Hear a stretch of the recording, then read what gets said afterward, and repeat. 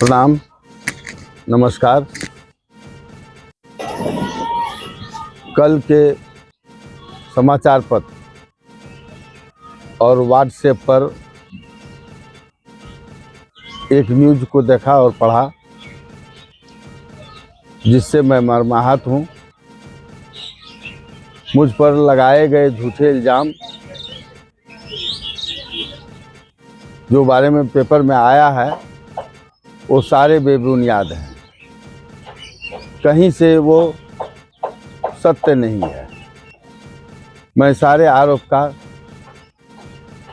एक सिरे से खारिज करता हूँ। मैं 1995 से मैं राजनीति में हूँ और उनके द्वारा जो लगाया गया आरोप है बेबुनियाद है। ये विरोधी के साजिश के तहत है। राज्य में महागठबंधन की सरकार है। हम सभी उनके साथ हैं। हम नहीं चाहते हैं कि किसी नेता का नाम लें, लेकिन ये ओछी राजनीति, ये गंदी राजनीति जो समाज को दिग्भ्रमित करने का काम करता है, जो समाज को तोड़ने का काम करता है। मेरे द्वारा कहीं पे कोई राशि, चाहे हाट हो, चाहे बस स्टैंड हो, कोई भी पब्लिक, एक आम जनता या गाड़ी मालिक आज तक कोई शिकायत नहीं किया। आज ऐसी क्या परिस्थिति आ गई जो कल के अखबार में आया। कहने के लिए तो कहते हैं कि हम राजद के पूर्व प्रत्याशी हैं, लेकिन उनको सीखनी चाहिए कि राजनीति क्या होती है। चुनाव लड़ लेने से कोई नेता नहीं बन जाता है। नेता बनने के लिए त्याग, तपस्या, समाज सेवा की आवश्यकता होती है। और जिसके घर शीशे के बने होते हैं, वे भूल कर कभी दूसरों के घर पर पत्थर नहीं फेंका करते हैं। मैं अभी वर्तमान में बगला पंचायत के मुखिया हूँ। ये राजनीतिक और कुछ असामाजिक व्यक्ति के बहकावे में आकर ये अनर्गल बयान देना गलत है। मैं जिला स्तर के सभी पदाधिकारियों से या राज्य स्तर के पदाधिकारियों से मैं इसकी जांच की मांग करता हूं और मेरे व्यक्तित्व को खराब करने की लोगों ने जो साजिश रची है, इसके मंसूबा को हम कामयाब नहीं होने देंगे। हाथी बैठ भी जाएगा तो घोड़ा और गधा से बड़ा ही होगा। ये प्रकरण है कि एक सड़क, इसकी पत्नी जिला परिषद सदस्य है। एक सड़क बगला पंचायत के अंतर्गत बन रहा था, जिसमें डीडीसी महोदय के द्वारा एक पत्र आया था, जिसका पत्रांक 12/12 है, अनापत्ति प्रमाण पत्र देने के लिए। मैंने पंचायत से डीडीसी महोदय को अनापत्ति प्रमाण पत्र दिया था कि वार्ड नंबर 3 पानी टंकी से छनल यादव के घर की ओर जाने वाली सड़क, क्षतिग्रस्त सड़क में मरम्मती कार्य, जिसका जो 21-22-23 योजना संख्या 21-22-23 है। इस संबंध में हम बीमार थे। बीडीओ साहब, रानीगंज बीडीओ साहब का फोन आया कि आप पंचायत में कौन ऐसा सड़क बन रहा है। वहाँ के ग्रामीण फोन कर रहे हैं कि ½ इंची और 1 इंची मसाला दिया जा रहा है नहर पे। तो हमको जानकारी नहीं था। हम कई रोज से पंचायत नहीं गए थे। हम बोले कि टेंडर वाला सड़क है, तो बोले कि एक बार जाके देखिए। जब हम वहाँ देखने के लिए गए तो टेंडर वाला भी सड़क बन रहा था और ये भी सड़क बन रहा था। सही मायने में इस सड़क में जो सड़क 3 वर्ष पूर्व हमने पंचायत से बनाया था ढलैया, कहीं भी टूटा हुआ नहीं था। उसी सड़क पे ½ इंची बालू और सीमेंट मिलाकर उसको मिलाया गया और सिंचाई विभाग का जो नहर होता है, नहर पे 15 फीट अनाधिकृत रूप से इस पार से उस पार जाने के लिए बिजली के पोल पर देके वो ढलाई कर दिए। मुश्किल से मुश्किल 40 से 45 हज़ार रुपया वो खर्च हुआ, जबकि ये बनना था वार्ड नंबर 3 में, पानी टंकी से छनल यादव के घर तक।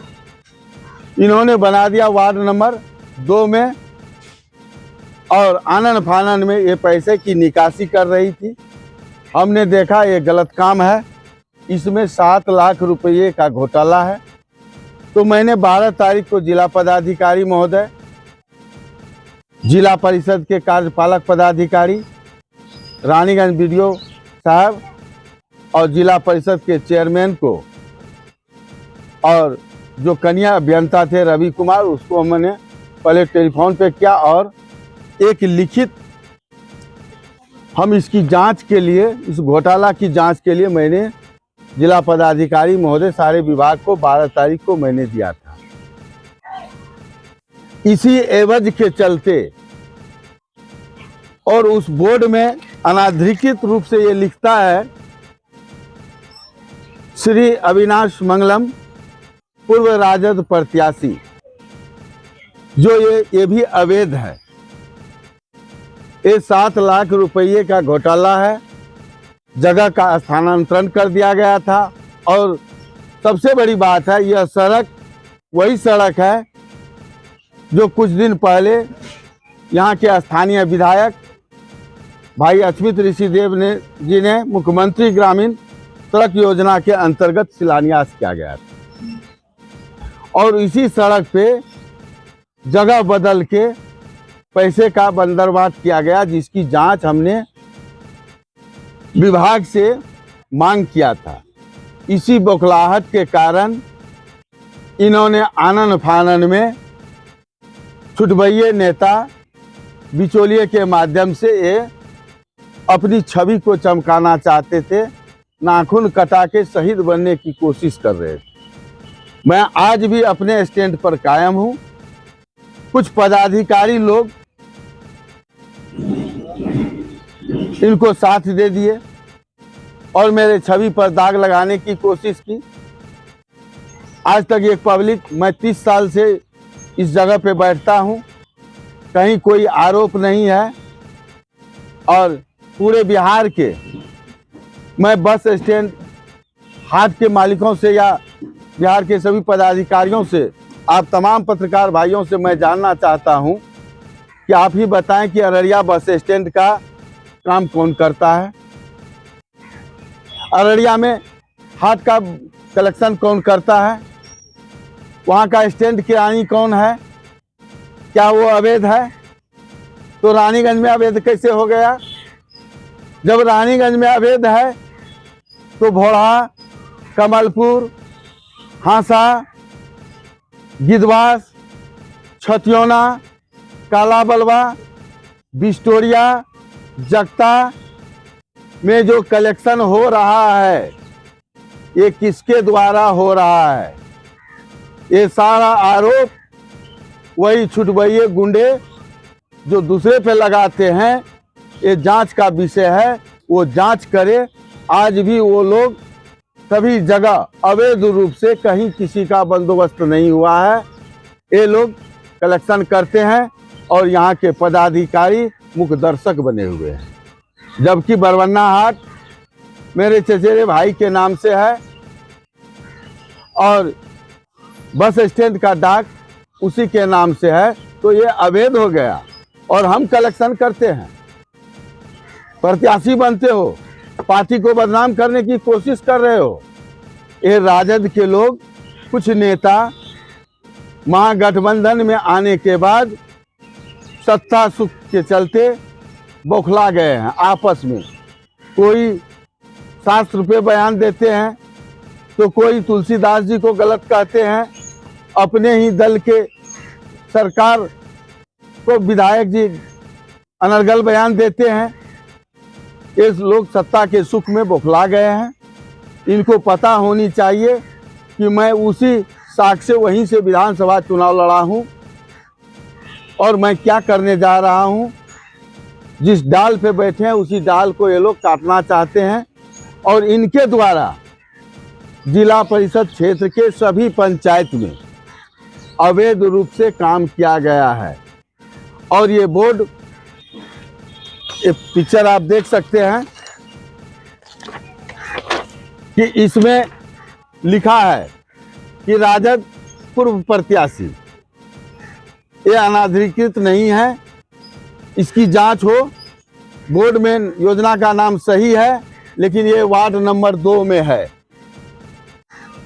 जहां बनना था वहां बना नहीं और इसी जांच के कारण ये लोग बौखला गए हैं। और हम पराया वो कहते हैं कि इसको मारा उसको मारा। हम किसको किसको मारे? जो पदाधिकारी पल पल जनता को लूटता है और अपने जनता, वो जनसेवक है, बिना पैसे का काम नहीं करता है, वहां हम उस बेसहारे के लिए खड़े होते हैं।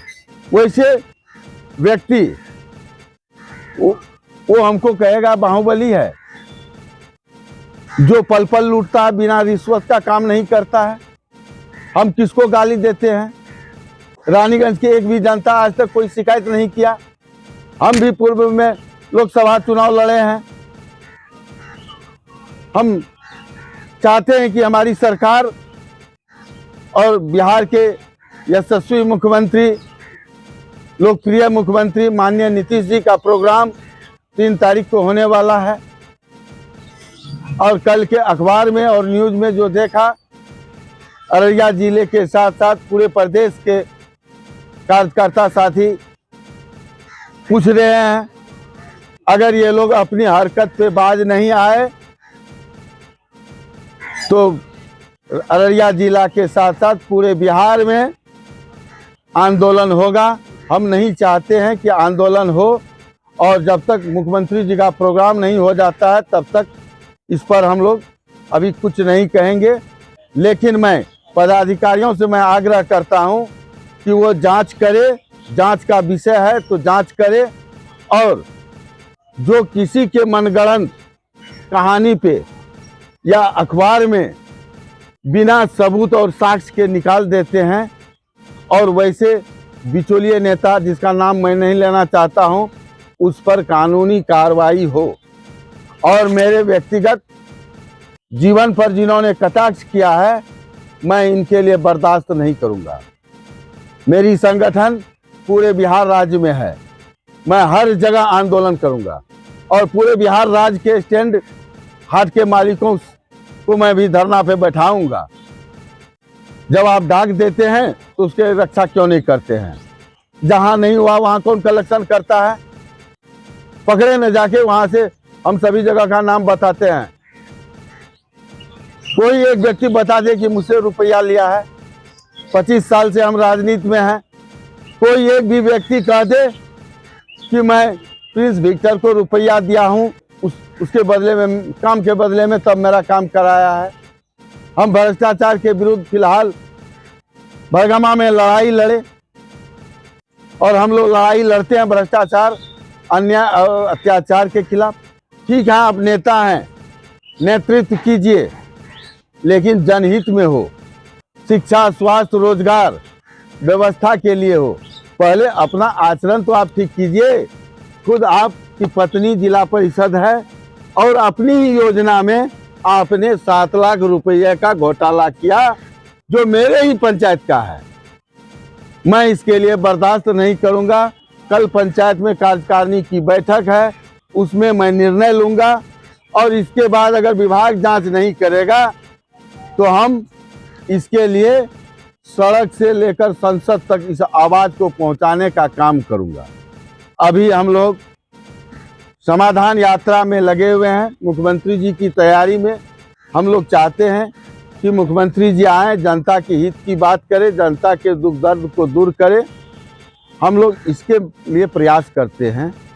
हम ये छोटे मोटे नेता को नहीं जानते हैं कि कौन क्या करता है। हम किसी के व्यक्तिगत जीवन पर टीका टिप्पणी नहीं करना चाहते हैं। वो राजनीतिक में आए, जब उस नेता सब का जन्म नहीं हुआ था, उसी समय हम 95 में चुनाव लड़े थे विधानसभा। इनको पॉलिटिकल स्टैंड बनाएंगे तो मेरे साथ सारा सबूत है, साक्ष्य है। वो मेरा क्या बिगाड़ेगा, वो अपना भविष्य को देखे कि जिस जगह से हम विधानसभा लड़े थे, क्या अभी के माहौल में क्या परिस्थिति बन रहा है। चुनाव लड़ना तो दूर, टिकट भी मिलेगा कि नहीं मिलेगा ये तो ऊपर वाला जानता है, ये हम नहीं कह सकते हैं। हम भगवान नहीं हैं, न भविष्यवक्ता है। लेकिन मैं कहूँगा कि अपने चाल चरित्र आचरण, आप जन प्रतिनिधि नहीं बन पाए, आप जनता की सेवा करें। हो सकता है कि आगे आपको चांस मिल जाए। किसी के व्यक्तिगत जीवन पर टीका टिप्पणी नहीं करें। मैं आपको ये चेतावनी देता हूँ। मैं किसी का नाम नहीं ले रहा हूँ। मैं कीचड़ पे ढेला मारना नहीं चाहता हूँ। मुझे यहाँ अररिया के सभी जनप्रतिनिधि के बारे में मैं अवगत हूँ। मैं प्रत्येक दिन हर मुद्दे को मैं उठाता हूँ। जहाँ अन्याय और अत्याचार होता है वहाँ मैं खड़ा होता हूँ। तो आप मेरे छवि को बदनाम करने की कोशिश करते हैं। हम आज से 30 साल पहले हम बस स्टैंड का काम देखते थे और सारे गाड़ी मालिक हम पर विश्वास करके यहाँ गाड़ी भेजने का काम किया, 50-50 लाख का गाड़ी। आज भी वो लोग हमसे पूछते हैं, गाड़ी मेरी है, ड्राइवर हम रखेंगे कि ये लोग रखेगा। जिसकी गाड़ी है, बस है, वो अपना कॉन्ट्रैक्ट स्टैंड किरानी रखता है। बैरियर डाका दूसरी चीज़ है, ये दूसरा चीज़ है। इस पर आप आरोप लगाते हैं। ये चुनावी वर्ष में मेरे छवि को आप खराब करना चाहते हैं। इसका जवाब आपको जनता देने के लिए तैयार है। आज हम इतना ही कहेंगे। इसका पूरा डिटेल मेरे पास है। अगर हम अपना मुंह खोल देंगे तो ये सब का हालत खराब हो जाएगा। हम नसीहत देना चाहते हैं कि अपनी आदत पे बाज आए। हम गलत किए हैं तो आप आए, पूरे अररिया जिला के मीडिया को बुलाए, बात कीजिए, संवाद कीजिए कि हम कौन सा किसका संपत्ति हड़प लिए हैं। हम कोई गरीब घर में पैदा लिए। हमारे खानदान में पहले भी विधायक सांसद हुआ। आज भी अररिया जिला में मैं किसी से कम हस्ती वाला आदमी नहीं हूं। जब उन्होंने वो पटना नहीं देखा था तो उस समय हम 5 क्लास में पटना में हम पढ़ते थे। जब लोग आदमी राजनीति का कोखो नहीं जानता था, उस समय भी हम विधायक जय कुमार सिंह के साथ उनके आवास पर रह के पढ़ते थे। मेरा बचपन काल कर्पूरी ठाकुर जी के सानिध्य में बीता है। और आप उस व्यक्ति को अति करते हैं, इसके लिए मुझे कोई चिंता नहीं है, कोई नहीं है। आप तमाम पत्रकार भाइयों से मैं आग्रह करता हूं कि आप निरीक्षण करें। अगर मेरी गलती है कहीं तो आप बोलें। कोई भी संवाद हो तो उसको स्पष्टीकरण होना चाहिए। मैं कल भी कुछ आदमी कह रहे थे बयान देने के लिए, मैंने सोचा बयान नहीं दूंगा। लेकिन ये बार बार ये टॉर्चर कर रहे हैं, तो ये लोग चाहते हैं कि हम फिर से वही 90 वाला विक्टर बने। हाथी बैठ भी जाएगा तो गधा से बड़ा होगा। हमारे खून में आदर्श है। हम आनंद मार्गी हैं। हम लहसुन प्याज नहीं खाते हैं, मांस मछली शराब नहीं खाते हैं। और कहता है कि ड्रग्स बेचता है। अरे जो शराबी है, जो ड्रग्स बेचता है, उनका हर एक वीडियो मेरे पास है। वो जांच करे ना। तो किसी के व्यक्तिगत जीवन पर आरोप नहीं होनी चाहिए। राजनीतिक लड़ाई है, राजनीतिक वेश की लड़ाई कीजिए। जिससे जनहित में जनता को लाभ हो और पदाधिकारी पर अंकुश लगे। पदाधिकारी और प्रतिनिधि जनसेवक है, वो जनता का काम करेंगे। अगर जहाँ जिस क्षेत्र की जनता कमज़ोर होगा वहाँ कभी भी विकास संभव नहीं हो सकता है। हम आदर्शवादी हैं, आदर्श मेरे खून में है। आत्ममोक्षार्थम जगत हिताय च, अपने आत्मा की मुक्ति और जगत का यानी संसार का कल्याण जिस काम से होगा वही काम प्रिंस विक्टर करता है। प्रिंस विक्टर कोई परिचय का मोहताज नहीं है। हम चाहेंगे कि उच्च स्तरीय इसकी जांच हो और अनलीगल दिए गए बयान पर कानूनी कार्रवाई होनी चाहिए।